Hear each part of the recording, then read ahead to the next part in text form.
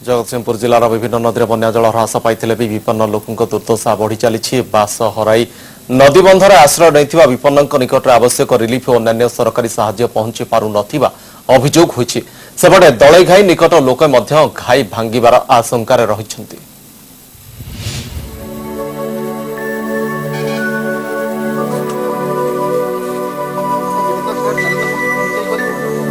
जगतसिंहपुर जिले में बन्या विपन्न अवस्था शोचनीय होबार लगी। बन्या बासहरा हुई हजार हजार लोक खोला आकाश तले आश्रय नहीं। प्रशासन सबु स्थान में पहुंची पारुना।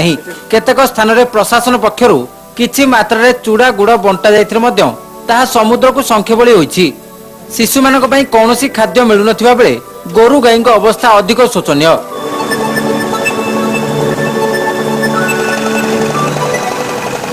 आठ दिन खंडे रही सरकार तरफ जहाँ सी कि नुह ये हूँ 40 घर खंडे हेले सी कौट खेपाई खेपाई पड़ू कि न पड़ू ठीक नहीं आमती असुविधा आम घर द्वार सब भांगी जाम सेपटू जापारूनु पानी पशिगला घर द्वार नहीं भांगीगला आम खाया पीवा पाऊनु बहुत असुविधा रहीचु कि तो सरकार तरफ एमती अधे देले अधे नाही पिला छुआ धरिकी आसिक रही नई बंधे मिलना आम पिला छुआ भारी हैरान होती रास्ता नाल बंधर आस पड़ी पाल फाल किसी मिलना एमती रही आम असुविधा बहुत असुविधा रही।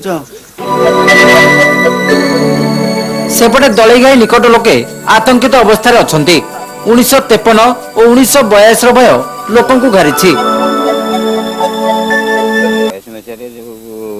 11-15 मिनट घाई भांगला भाई भांगार पर सब लोक जड़े गाई नहीं लोक सब पड़े गले पानी सब घेर बुड़ीगला सब